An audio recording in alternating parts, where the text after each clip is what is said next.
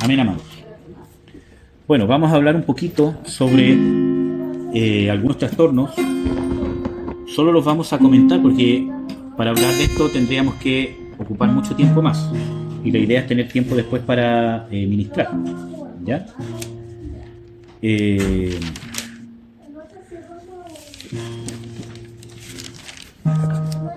Nos encontramos con algunos trastornos mentales por ejemplo, la bipolaridad, que tiene como definición cambios de ánimo inusuales que nos llevan a una manía o una depresión o a una manía depresiva.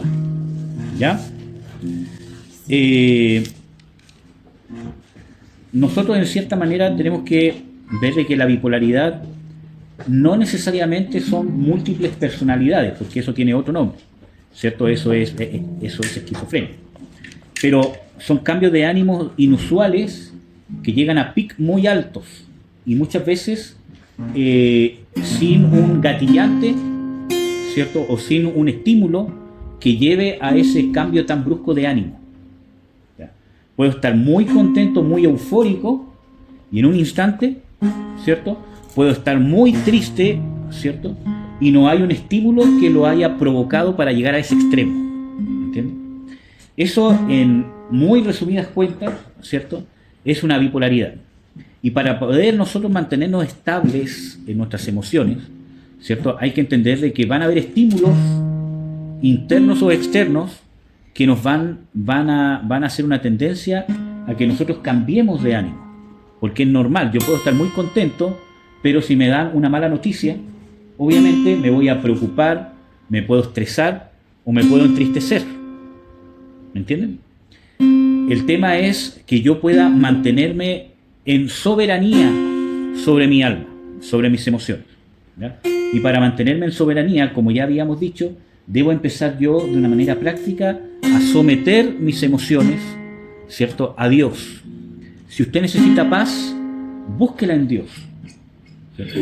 Que no es, ¿cómo se llama?, necesariamente caminar místicamente, sino que, por ejemplo, lea las Escrituras, lea estudios que vengan de parte de Dios, ¿cierto? Si va a ocupar tiempo para leer, lean algo que sea para su provecho natural y para su provecho espiritual también. Entonces necesita, hermanos, denme un segundo.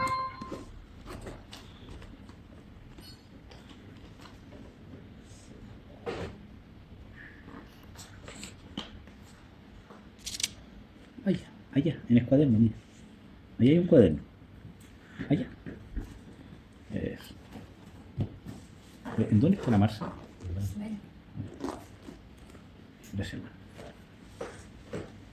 Entonces, usted necesita ir sometiendo esas cosas. Nosotros también hablamos sobre los beneficios que trae la meditación sobre nuestras hormonas, ¿cierto?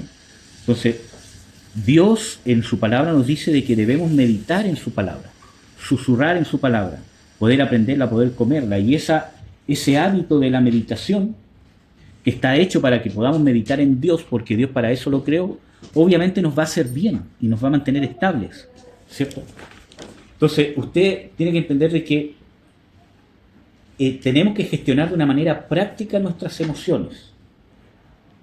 Cuando tengo impulsos de ira, debo yo poder analizar, ¿cierto?, qué voy a hacer con ese impulso de la ira. Porque la ira del hombre no obra la justicia de Dios. La ira me saca del raciocinio, del juicio. Pero también es útil, como habíamos visto, para aplicar el celo de Dios. ¿Me entiende? Entonces, si usted tiene ira, ¿qué es lo primero que tiene que hacer? Encender sus sentidos alerta de que está propenso a pecar. ¿Me entiende? Y si mantiene la ira, va a retener el perdón y va a cometer excesos. Principalmente si tiene que solucionar un conflicto con su cónyuge o con sus hijos. Si usted los va a castigar por la ira que siente, va a cometer un exceso. Usted lo tiene que castigar por la justicia que necesita su hijo. Porque lo que está haciendo o la actitud que está teniendo necesita ser corregida. Porque él lo necesita. Él necesita corrección para llegar a ser una buena mujer o un buen hombre, útil para el reino de Dios y también útil para la sociedad. Porque si yo crío un hijo o una hija mal criado, va a ser una carga para la sociedad. ¿Me entienden? Entonces, yo necesito aplicar justicia y para eso necesito dos cosas. Saber que en la ira estoy propenso a pecar y aunque la sienta necesito gestionarme. ¿Cómo puedo gestionar un momento de ira, por ejemplo, con un hijo? ¿Cierto? Algo que, ¿cómo se llama? A mí me dio rabia. ¿Qué hizo? Yo digo, ya, ¿qué necesita mi hijo en este momento? Quizás sí necesita un reto, sí necesita una, ¿cómo se llama? Disciplina, pero ¿qué es lo que voy a corregir en mi hijo? Claro, pero ¿para qué? ¿Para dónde va esta actitud? Por ejemplo, no sé, voy a dar, ¿cómo se llama? Voy a dar, ¿cómo se llama? Un ejemplo que es más simple, que, ¿cómo se llama? Me conteste mal. ¿Por qué tengo que corregir que me conteste mal? ¿Porque yo soy el papá y tiene que respetarme? Ese es un error. ¿Por qué me tiene que respetar como papá? Porque debe ser un hombre y una mujer respetuosa, que sepa tratar a cada persona como debe tratarla. Y eso es lo que yo le digo a mi hijo. De repente me dice, papá, es que estoy molesto. Sé que estás molesto, pero no me puedes contestar así. Entonces yo, ¿cómo se llama? En ningún momento le digo que no se enoje. Incluso yo le digo, yo sé que estás molesto, pero no, usted no me puede contestar así, porque si no está siendo esclavo de la rabia. ¿Me entiendes? Porque después en la sociedad, si una ley a mí me causa molestia, ¿qué voy a hacer? ¿Quemar todo Santiago? ¿O no pasó? ¿Me entiendes? Entonces, eso es un error. ¿Por qué? Porque no se entregó educación a los hijos. Entonces, es tan importante que nosotros, ante la ira, podamos nosotros pensar en que debo hacer justicia. No según la ira que tengo, sino según lo que amerita la situación. Y en esa situación incluso puedo encauzar la ira que siento para un propósito correcto. Porque las escrituras hablan de que Dios tiene ira. Dios se enoja, pero no es esclavo de su enojo. Él usa la ira, por ejemplo, para castigar. ¿Me entienden? Hay un momento que, ¿cómo se llama? Se llama el día de la ira, donde Dios va a castigar la maldad.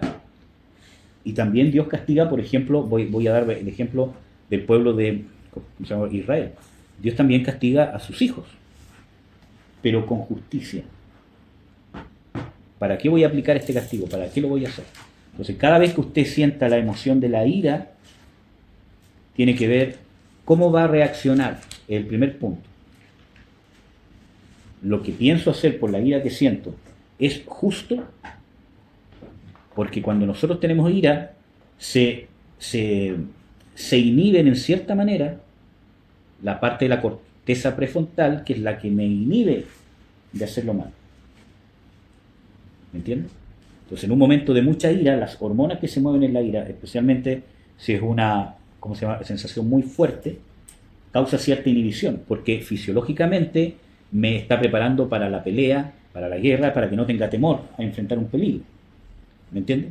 Entonces, ciertas áreas de mi cerebro se tienen que inhibir en cierta manera para yo poder reaccionar. Entonces, cuando tengo ira, ¿cierto?, tengo que tener la conciencia de que, como dicen las escrituras, en la ira del hombre no obra la justicia de Dios. Dice, no que no puede, no obra en la ira del hombre. Y cuando hablamos de la ira del hombre, no está hablando del sentimiento de la ira, está hablando de la causa de la ira. Y ese es el segundo punto que usted tiene que analizar. ¿Qué es lo que me está causando esta ira?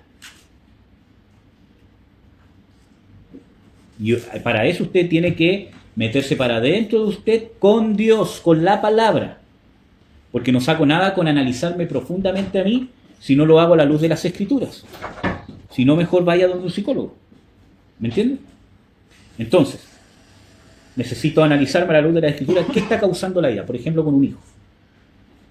¿Cierto? Vuelvo al mismo, ¿cómo se llama? Ejemplo. Una falta de, ¿cómo se llama?, de respeto.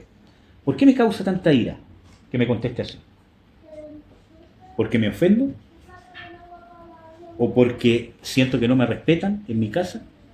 Y esas son razones equivocadas, que hablan de mis falencias. ¿Por qué siento ira cuando alguien que debería respetarme no me respeta? porque busco en su respeto mi validación. Y eso está equivocado, porque me hace dependiente de los demás. ¿Entienden? Entonces, para volver al punto, ¿cierto? Tengo que analizar qué es lo que la está causando. Por eso que la Biblia dice en la ira del hombre, o sea, las causas que provocan la ira del hombre, nunca va a obrar la ira de Dios. Pero el hombre se puede enojar según Dios. Sí, el celo de Dios, ya lo vimos. Jesús se enojó. Entonces no es el sentimiento, es la causa. Por eso que yo les hablé anteriormente que necesitamos dejar de ser naturales y ser espirituales. ¿Cuál es el problema? Que cada vez que yo digo, o que cualquier otra persona dice, hay que ser espirituales, un religioso, lo místico. Entonces hay que explicar todas las veces de que no es místico, cuando ser espiritual de una manera práctica, no natural, práctica, debería ser algo cotidiano en el cristianismo y conocido, pero se pervirtió por la religión. Entonces, analice, y no solo con la ira, con la alegría, el placer, el gozo, la ira, la pena y la tristeza, especialmente en la ofensa. En el curso que estoy haciendo, ¿cómo se llama?, de mi mamá, del ministerio profético, justamente, ¿cómo se llama?, el pastor da un tiempo, ¿cómo se llama?, bastante largo para hablar de la ofensa, y creo que es un acierto tremendo,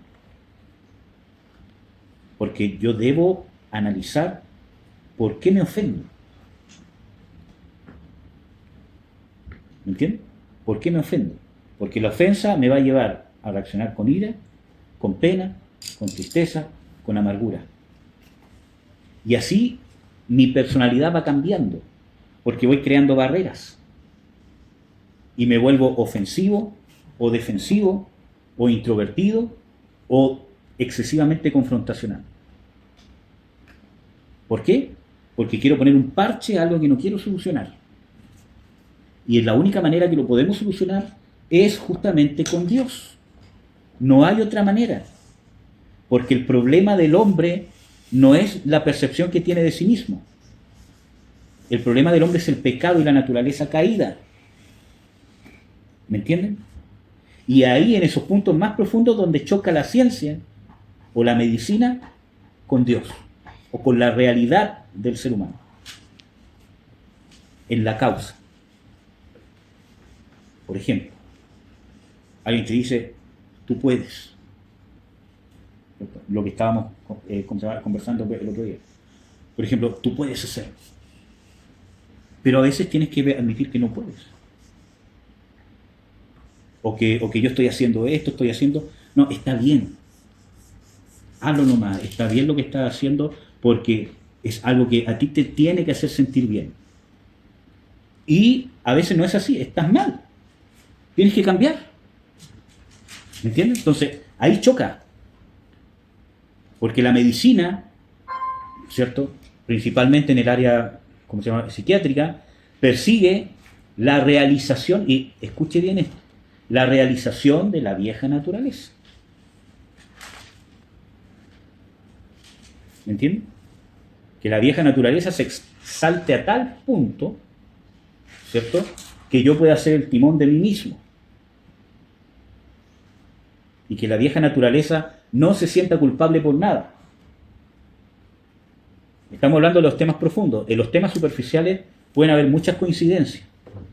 Pero como ya les dije, la moral del mundo va cambiando. Lo que hoy día se ve psiquiátricamente como un comportamiento normal o bueno del ser humano, hacia los hijos, por ejemplo, puede coincidir con lo que dice la Biblia. ¿Me entienden? Que hay que respetar a los hijos, que no hay que abusar de ellos, etcétera, etcétera, que los tienes que educar con cariño, con amor, abrazarlos. Coincidimos, pero en 10 años más puede cambiar. Yo les di el ejemplo en Chile, por ejemplo, que hace 20, 30 años atrás, el aborto, evitar el aborto, era un tema de salud pública, donde habían fundaciones y recursos públicos para poder llevarlo a cabo. De evitar el aborto, era algo visto malo, que una mujer quisiera matar a su propio hijo en el vientre. Y hoy día, 30 años después, lo vemos que es algo bueno. ¿Se dan cuenta del cambio? Entonces, a veces pueden haber coincidencias con Dios, pero en lo profundo es distinto, porque lo que se persigue es diferente. Y Dios lo que persigue es que muera el viejo hombre. Jesús lo crucificó en la cruz. Cuando usted lo quiere alimentar, lo quiere vivificar, está despreciando el sacrificio de Jesús. Entonces, volviendo al punto, ¿qué es lo que usted lo ofende? ¿Qué es lo que usted lo alegra? ¿Qué es lo que usted lo enoja? Primer punto, que sepa cómo reaccionar. Y el segundo punto es que sepa encontrar la causa. Y la ataque desde el punto de vista a la luz de las Escrituras. Y así usted va a estar sometiendo sus emociones, el alma, al espíritu. ¿Por qué me enojo por esto? ¿Me debería de enojar por esto? Puede ser que se encuentre, por ejemplo, yo con mi hijo. Lo que a mí me causa ese enojo no es que me falte el respeto a mí, porque yo soy el papá, porque no me respeta, me tiene que respetar porque yo soy el papá. En realidad, a mí me da lo mismo. Y son años de trato que Dios me ha hecho de que me ignoren, que no me respeten, etcétera, etcétera. Y ahora, después de años, entiendo por qué. Porque yo no busco mi valor como hombre en mi hijo, por ejemplo. Porque yo sé lo que valgo. ¿Me entiendes?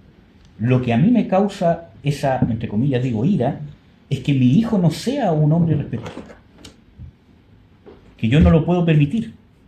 Incluso siendo tan pequeño, ¿cómo se llama? Le digo, usted no puede ser un hombre respetuoso porque usted va a ser el que va a sufrir y el que le va a hacer daño a la gente que lo rodea. Y peor aún, a la gente que lo ama. Porque las personas que no te aman no van a estar ni ahí. Se van a ir de tu lado, hermano. O solo van a estar contigo cuando estás de bueno. Pero los que te aman son los que vas a hacer sufrir. Entonces, usted tiene que, ¿cómo se llama?, analizar. Y también en el matrimonio. ¿Qué es lo que me causa estas cosas en mi cónyuge? ¿Por qué? Y a veces nos vamos a dar cuenta que no es que el problema seamos nosotros. Que hay cosas que yo también tengo que tratar y solucionar. Por ejemplo, una de las cosas que, y no por querer, ¿cómo se llama?, hacerme el santo ni mucho menos. Yo tengo muchas luchas.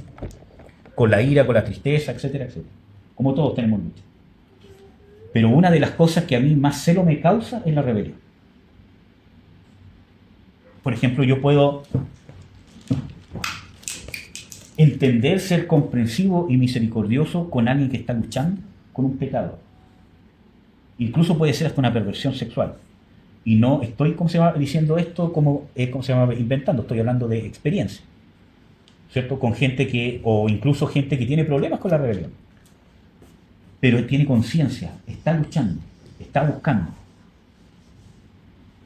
Y créanme, y Dios es testigo que me puede causar mucha molestia algunas cosas, pero nace una misericordia, porque veo de que esa persona está luchando contra el pecado. De repente cae en cosas feas, pero es una persona que está luchando. ¿Por qué? Porque ahí hay esperanza. Eso denota que esa persona, independientemente de su lucha, ama a Dios. Y eso es todo lo que necesita usted para poder triunfar, amar a Dios. Puede tener la tremenda lucha, puede estar cayendo de repente y levantándose, usted dice, ¿por qué caigo de nuevo? Pero si usted ama a Dios, va a terminar venciendo. Porque Dios ya lo ama. Eso es inalterable. Lo que cambia es cuánto usted ama a Dios. Pero si es una persona que no ama a Dios, y una persona testaruda, que no quiere reconocer el pecado, yo aprendí hace, algunos años atrás, a no perder mi tiempo, aunque suene frío y feo. Porque no hay nada que hacer ahí, solo orar por la persona. Porque el principio de Satanás, ¿cuál es? La rebelión. Y el principio de la naturaleza caída. Entonces, para volver al tema otra vez, necesita gestionar sus emociones. La alegría, la ira. Entonces, volviendo, el trastorno de bipolaridad, ¿cierto?, no es dos personalidades, entre comillas, porque eso tiene otro nombre. Sino son estos cambios abruptos, sin un estímulo indicado o sin un estímulo acorde al cambio de ánimo que tengo. Por ejemplo, no sé, alguien me dice, no hay pan. Estoy dando, un ejemplo, absurdo. Yo quiero comer pan para la once, me dice, ¿sabes qué? Fui al negocio y no hay pan. y me pongo a llorar, ¿cierto? Me meto en la media depresión, quedo súper enojado, pateo la perra, etcétera, etcétera, por una tontera que no hay pan. Después me dicen, no, mira, hay pan, la encontré. Me pongo súper contento de un momento a otro por un estímulo que no se asocia al cambio de ánimo. ¿Me entienden? Porque todos podemos tener un cambio de ánimo brusco, ¿cierto? Pero el tema está que el estímulo no es acorde con el cambio. ¿Me entienden? La esquizofrenia, que creo que es bien, ¿cómo se llama? Conocido, que es una alteración de la percepción de la realidad. ¿Ya? El TDA y el TDAH, que es el trastorno de déficit atencional o el trastorno de déficit atencional con hiperactividad. Yo he escuchado a médicos, psiquiatras, que han dicho de que lo que se está haciendo es un tremendo daño diagnosticando a muchas personas con este trastorno, que muchas veces no lo es. O sea, ¿existe este trastorno? Sí. ¿Es real? Sí. Nadie dice que es falso. Pero algunas personas se lo diagnostican y no lo tienen. ¿Cuál es el problema? Que la mayoría de la psicología, ¿cierto? La mayoría, no toda, porque hay buenos psicólogos y buenos psiquiatras, muchas veces busca justificar cosas. Y yo he visto gente que el problema que tiene es que es una persona rebelde. Nunca le ha hecho caso a los papás, nunca le ha hecho caso a nada a la sociedad, quiere hacer lo que quiere. Va al médico, va a un psicólogo, lo tiene en tratamiento, hasta que llega donde uno que le dice, ¿sabes qué? Tienes TDAH. Por eso que no haces caso. Y de ahí se justifica que ha sido una persona incomprendida por sus papás, por la sociedad, porque esa persona no puede prestar atención y no puede hacer caso porque tiene TDAH. Y ahora quedó más rebelde que antes, ¿me entienden? Por ejemplo, hay un tema que está de moda, que no sé si es psiquiátrico, pero que, ¿cómo se llama? Le llaman procrastinación, que es el postergar hacer las cosas importantes que tengo que hacer. Lo postergo, lo postergo, lo postergo. Entonces, hay incluso gente que te dice, no es tu culpa que seas así. Es la procrastinación. Como si la procrastinación fuese otra persona. ¿Me entiendes? Entonces, ¿cuál es el problema? Que excede al hombre de la responsabilidad que tiene de cambiar. ¿Cierto? Es como decirle a una persona floja, no, si no es tu culpa. Es la procrastinación. ¿Y qué es la procrastinación? Está en el aire, se come. Entonces, el hombre le puede poner el nombre que quiera, TDA, porque todo esto son nombres humanos. Entonces, no porque el hombre le ponga TDAH es porque él creó algo. Él está poniendo un nombre a un conjunto de síntomas que encontró, ¿cierto? Que pueden ser otras cosas. ¿Me entienden? Entonces, es solamente ¿cómo se llama? Etiqueta que le da la medicina a algo. ¿Me entienden? Pero no es de que eso se somete al nombre que le da el ser humano. ¿Me entienden? Entonces, lo que tenemos que entender es que estas cosas tienen una causa. Y en estas cosas puede haber actividad, ¿cómo se llama? ¿Demoníaca? Sí. Pero muchas de estas cosas pueden ser naturales, no en el sentido de que sea bueno, sino natural, no necesariamente que tenga actividad demoníaca, ¿ya? O que haya un demonio detrás. Nos encontramos con otros trastornos como el Asperger, ¿cierto? O el autismo, ¿cierto? Y también nos encontramos con la ansiedad. Y con esto vamos a terminar este tema y vamos a continuar con otro ahora, que tiene que ver, para que puedan saber, la ansiedad en sí mismo, ¿cierto? Podría ser visto como normal, porque yo necesito tener cierto grado de ansiedad, cierto grado, normal y sano y saludable, para poder enfrentar ciertas situaciones en la vida. Por ejemplo, si yo no estuviese ansioso por terminar una carrera que estoy estudiando, nunca la terminaría. El sacrificio que no es el no dormir y el querer terminarla lo antes posible. Y así un montón de cosas. El tema está que se transforma en un trastorno, o es un trastorno, cuando hay una preocupación o un miedo excesivo, abrumador y persistente que no desaparece. Miedo, preocupación, ¿cierto? Abrumador y persistente, que me abruma, que me controla, ¿no? Que me inhabilita muchas veces para hacer cosas. Preocupación, miedo, que me abruma, que es excesivo y persistente y no desaparece. ¿Me entienden? Puedo estar yo en un ambiente donde debería estar tranquilo, pero sigo ansioso. ¿Me entienden? Entonces, la ansiedad no es comer como uno dice, sino que el trastorno psiquiátrico de la ansiedad es otra cosa. Ya. En la mente, ¿cómo afecta la ansiedad? Con preocupación, déficit de concentración, inhabilidad para poder concentrarme. En lo físico, palpitaciones, sudoración, tensión muscular, mareos, falta de aire, etc. Y en la conducta, ¿cierto? Evita actividades cotidianas. Eso es más o menos una descripción de lo que sería la ansiedad, como un trastorno.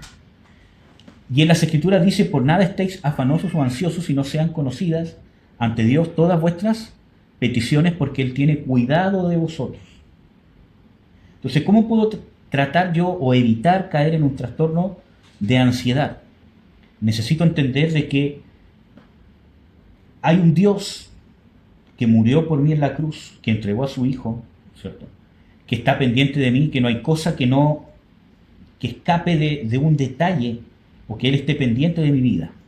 Y cuando yo tengo la vista puesta en las cosas eternas, en el sentido, no escapando de la realidad que vivo, sino de que realmente lo que me está pasando en la vida, Dios es soberano y me puede servir para crecer y desarrollarme.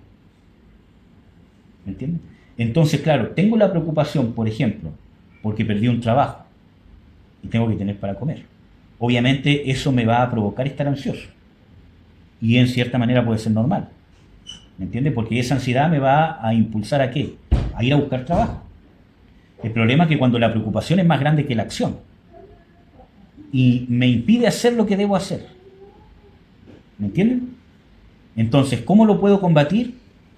Obviamente en esas situaciones usted necesita aplicar la fe.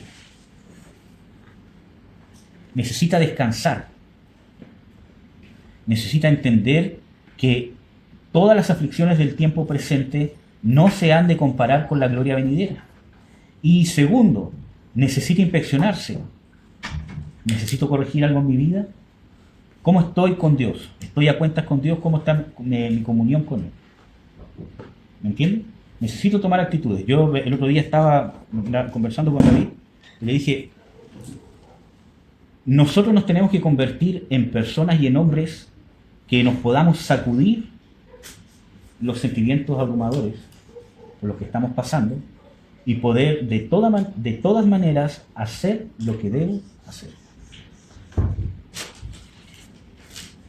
Porque como yo, les había dicho, la mayoría de la gente no trabajamos en lo que nos apasiona.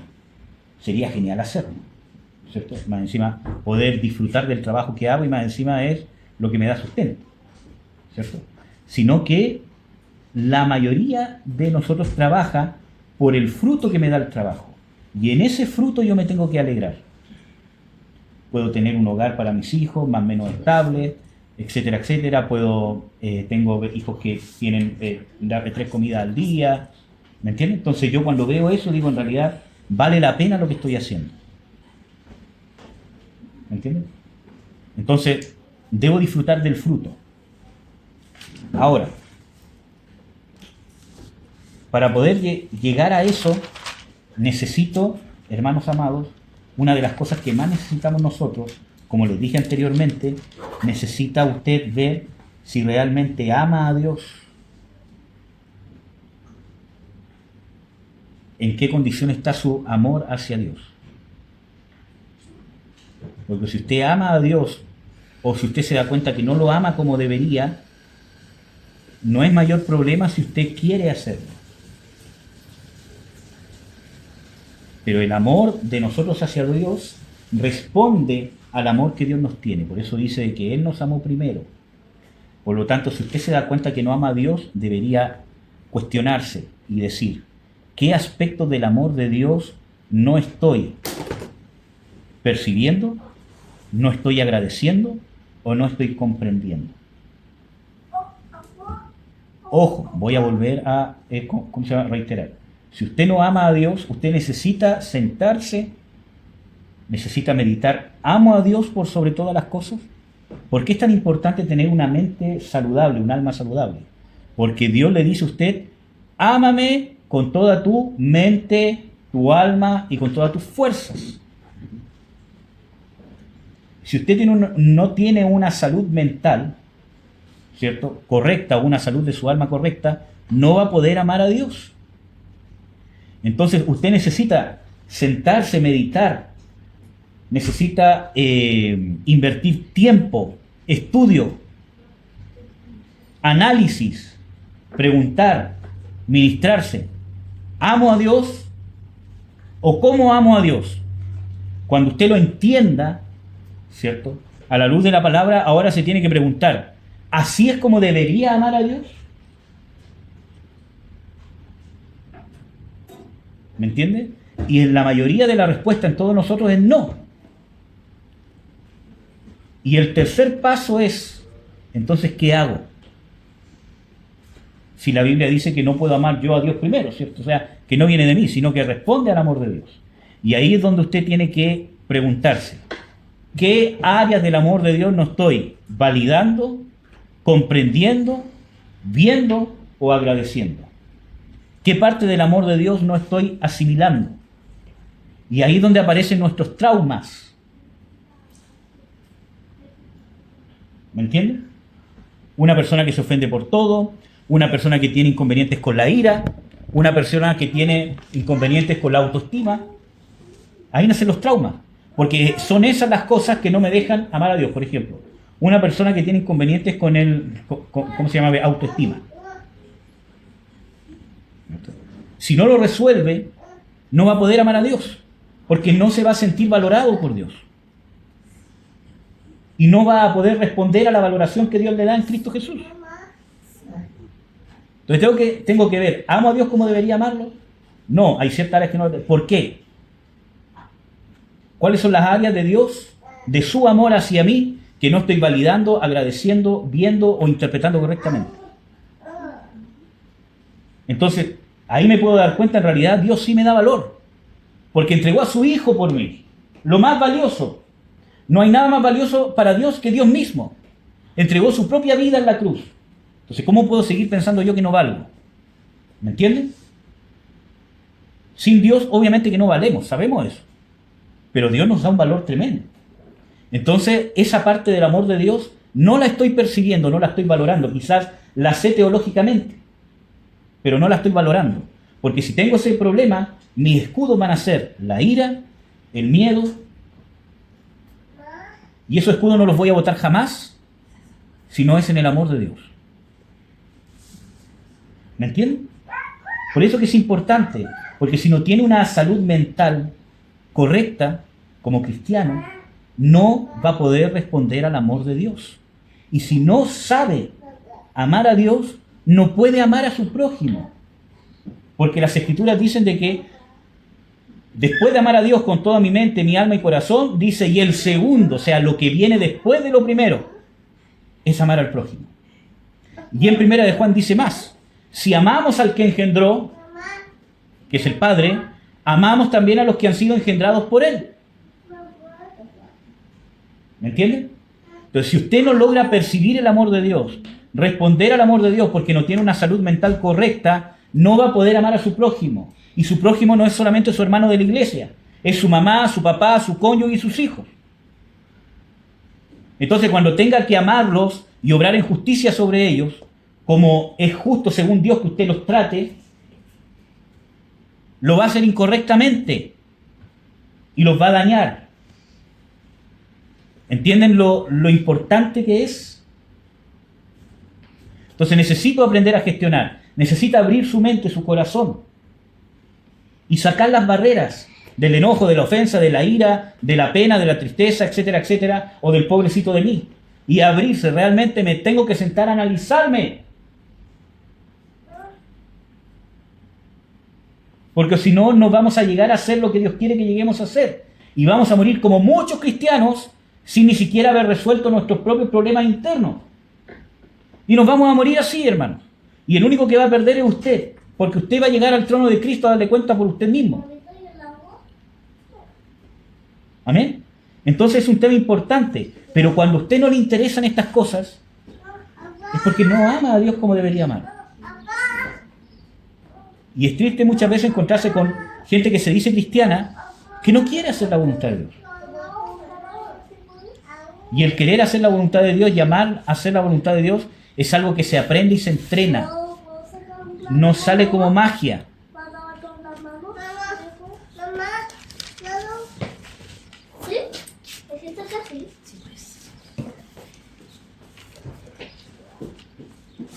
Ya, vamos a tener 5 minutos de descanso y después vamos a continuar con la otra parte del tema. ¿Ya?